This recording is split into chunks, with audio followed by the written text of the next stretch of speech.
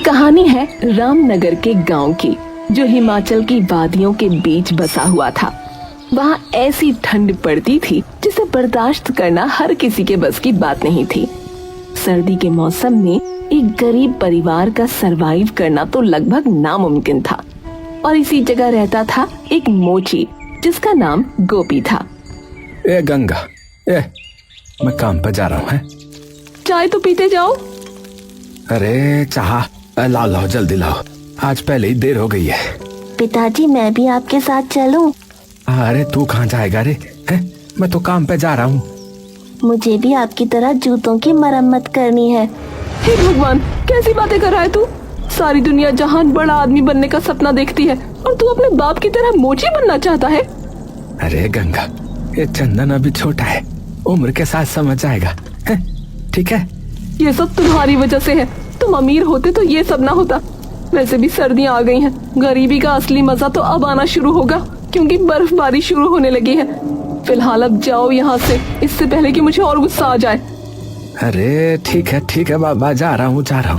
गंगा हमेशा गोपी को उसकी गरीबी का ताना देती रहती थी, पर गोपी बहुत सीधा था।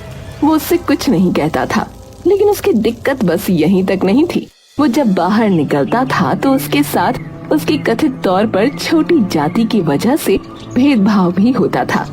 जूते चप्पल की मरम्मत करवा लो भाई साहब। ओ राजू, जूते चप्पल की मरम्मत करवा लो। अरे चुप, तेरी हिम्मत कैसे हुई मेरी कोठी के सामने अपना ये सड़ा सा ठेला लगाने की? है बहुत बार मना किया है तुझे, पर तू मानता नहीं है ना। पर मालिक जमींदार ने उसकी एक बात न सुनी और उसका ठेला अपने आदमियों से कहकर छीन लिया। अरे साहब जी दया करो, साहब जी दया करो, साहब जी। ऐसे मैं क्या कमाऊंगा साहब जी, क्या खाऊंगा साहब जी, दया करो साहब जी। चला जा, वरना तेरी हड्डियां भी तोड़वा दूंगा, बता रहा हूँ। गोपी थके कदमों से घर की ओर चल दिया।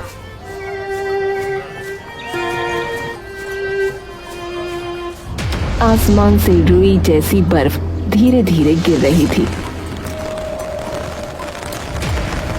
उसकी फटी चप्पलों में बर्फ घुसकर पैरों को सुन्न कर रही थी, पर उसके दिल में जलती हुई आग उसे ठंड महसूस नहीं होने दे रही थी। भगवान, मैंने किसी का क्या ही बिगाड़ा था? मैं तो बस मेहनत ही करता हूँ, फिर भी सब मेरे दुश्मन क्यों हो रहे हैं? उसकी आंखों के कोने भीग चुके थे। वो धीरे धीरे अपने छोटे से टूटे झोपड़े की ओर बढ़ा। झोपड़ी से धुआं नहीं उठ रहा था, मतलब चूल्हा ठंडा था। अंदर घुसते ही गंगा की झल्लाहट सुनाई दी। इतनी जल्दी क्यों आ गए? सर्दी में यूं बाहर मरे घूम रहे हो? कुछ काम धंधा हुआ कि फिर वही बहाने? गंगा, आज तो मेरा ठेला ही चला गया है। क्या ठेला चला गया? किसने लिया?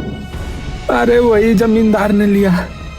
कहता है उसकी कोठी के सामने नीच लोग जो है ना, वो ठेला नहीं लगा सकते। उसके आदमियों ने सब उठा लिया है। क्या कह रहे हो तुम? किस हक से उसने तुम्हारा ठेला छीना? क्या वो भगवान है? जाओ जाकर पुलिस में शिकायत करो। अरे गंगा, पुलिस हमारी नहीं सुनती है। जमींदार के आदमी जो है ना, वहाँ तक बैठे हैं, उल्टा हमें ही जेल में डाल देंगे वो। अरे तो अब क्या करेंगे? घर में आटा नहीं, दाल नहीं।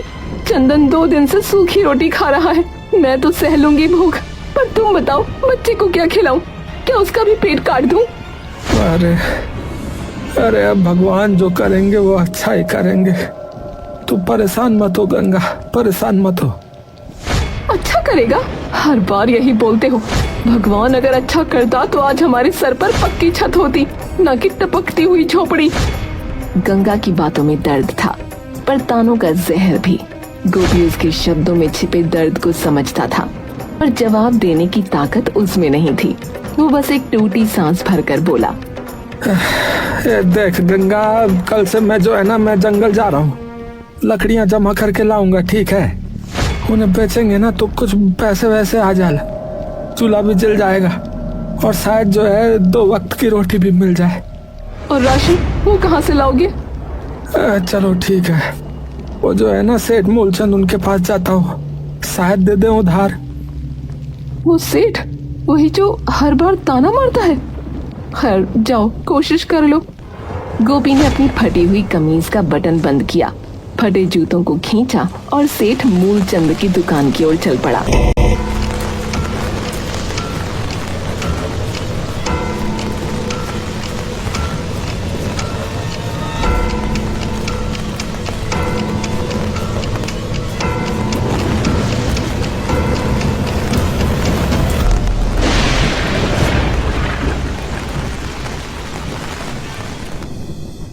सेठ जी प्रणाम साहब जी।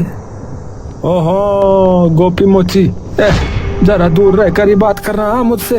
बोल क्या काम है रे, क्या है? साहब जी वो घर में ना खाने को कुछ ही नहीं है। थोड़ा सा जो है वो राशन वासन मिल जाता तो थोड़ा गुजारा चल जाता है साहब जी। महीने के आखिर में चुका दूंगा साहब। अरे उधार तुम जैसे लोग तो जो है बस भगवान भरोसे रहते हैं रे, हैं? लेकिन चलो कोई नहीं कोई नहीं, एक शर्त पे दूंगा। हाँ एक शर्त पे। क्या क्या शर्त है साहब जी? देख ऐसा है, अपना तू घर ना जो है वो मेरे नाम कर चल, बदले में तेरे को फिर जितना राशन चाहिए वो ले जा तू यहाँ से। जब तक जियो, जब तक जो करना है करो, तब तक खाते रहना फिर, ठीक है? घर मेरे नाम कर फिर चल। है घर पर साहब जी वो तो मेरा एकमात्र आसरा है, वो दे दूंगा फिर मैं कहाँ रहूंगा? अरे तू बचेगा तो ही तेरा आसरा तेरे काम आएगा कि नहीं आएगा? है ठंड में मर गया है तो घर की जरूरत किसे पड़ेगी? बोल बोल। गोपी सोच ले, हाँ ये मौका जो है ना बार बार नहीं मिलेगा। हाँ सुनहरा मौका है ये। गोपी कुछ देर तक खामोश खड़ा रहा। उसकी आंखों के सामने गंगा और चंदन का चेहरा घूम रहा था। पेट की भूख और जरूरतों का बोझ उसके आत्मसम्मान से भारी पड़ गया। उसने कांपते हाथों से सेठ के कागज पर अंगूठा लगा दिया। ये शाबाश। अब तू जो है ना ये दुकान गोदाम से जो है जितना राशन चाहिए ना उठा ले, ठीक है? ले जा, जा। थोड़ी देर बाद गोपी थैला भर राशन लेकर घर लौटा, लेकिन गंगा तो सच्चाई जानते ही तुनक पड़ी। क्या तुमने हमारा घर उसके नाम कर दिया? गोपी तुम्हें समझ नहीं है क्या? वो सेठ बड़ा चालाक आदमी है, वो तुम्हारे सर से छत खींच लेगा। गंगा राशन तो देखो कितना सारा लेके आया हूँ, है? चंदन जो है अब भूखा तो नहीं सोएगा, थोड़ा सा बेच देंगे तो पैसों का जो है वो भी इंतजाम हो जाएगा। तुम भरोसा रखो सब ठीक हो जाएगा रे। ठीक? तुम्हें लगता है कुछ ठीक होगा? मुझे लगता है ये सेठ हमें बर्बाद कर देगा। अगले कुछ दिन राशन से घर चल गया।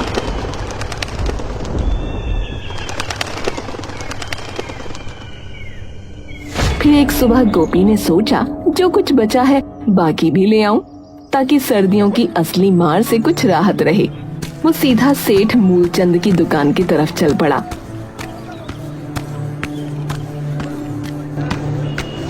अरे साहब नमस्कार नमस्कार। उस दिन के लिए बहुत आभारी हूँ, आपने राशन दिया।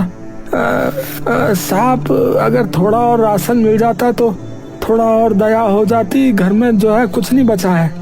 अरे गोपी आज तो कुछ नहीं है रे मेरे पास। हाँ अरे वो जो ट्रक आ रहा था ना वो रास्ते में कहीं फंस गया है, बल बर्फबारी से रास्ते सारे बंद हो रखे।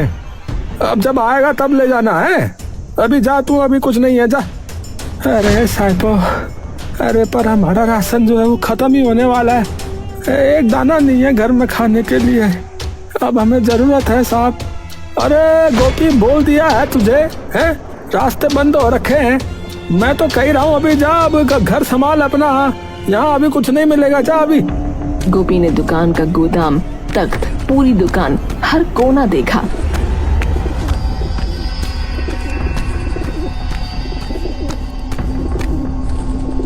सचमुच राशन कहीं नहीं था। उसकी आंखें झुक गईं। वो उदास और भारी मन से लौट पड़ा।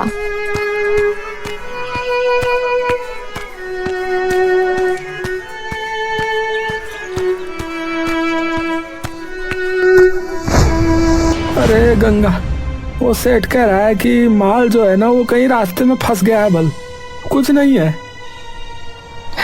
देखा, मैंने कहा था ना तुमसे, वो सेठ कितना चालाक है। पहले तो घर मांग लिया, अब राशन का बहाना बना रहा है।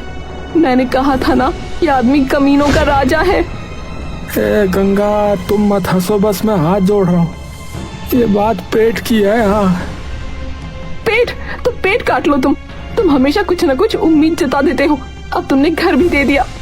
हे भगवान, चंदन की तबीयत भी ठीक नहीं है, बताओ क्या करें। कड़वी हंसी और शिकायतों ने घर को घेर लिया। गंगा उस पर टूट पड़ी, प्रश्न, ताने, दर्द सब एक साथ। चंदन, जो अपनी छोटी आंखों में बेबसियत लेकर खड़ा था, अचानक रो पड़ा और उसके छोटे छोटे शब्द घर की दीवारों में गूंज गए। मम्मी, पापा ने तो घर बेच दिया। क्या अब हम सच में बेघर हो जाएंगे? चुप कर बेटा, ऐसी बातें मत कर। तुम बड़े होकर कुछ बड़ा बनोगे, पर तुम्हारे बाप को मैं कभी माफ नहीं करूंगी। ए गंगा, घर का जो थोड़ा बहुत राशन बचा है उसे आप बेच देते हैं, पैसों से कुछ खाने का इंतजाम कर लेंगे, और जो है ये चंदन की दवाई का भी। जो तुझे सूझता है वही कर ले, मुझे कोई मतलब नहीं रहा अब। तुम तो चाहते ही हो कि हम मर कर जाएं। गोपी ने मुंह पर ठोस लकीर ले ली और बचा हुआ छोटा सा पर्चा कुछ आटा दाल का हिस्सा लेकर बाजार की ओर निकल पड़ा। जब वह बाजार जा रहा था, तभी गांव वाले उसे घेर लिए और कहने लगे, अगर यह मोची हम अमीरों के साथ रहा, हम ही लोगों की बेइज्जती होगी, इसलिए इसे इस गांव से भगा दो। फिर बेचारे गोपी को और उसके परिवार को, सभी को इस गांव से भगा देते हैं। जब वह लोग चले जाते हैं, ठीक अगले दिन जोरदार बारिश, हवा, आंधी, तूफान सभी एक साथ और उसे गांव को एक तालाब में बदल देता है। सभी गांव वाले डूबकर मृत्यु हो जाती है और यह कहानी इसी पर खत्म होता है। हमारे चैनल को सब्सक्राइब कीजिए ऐसा ही कहानी वीडियो देखने के लिए।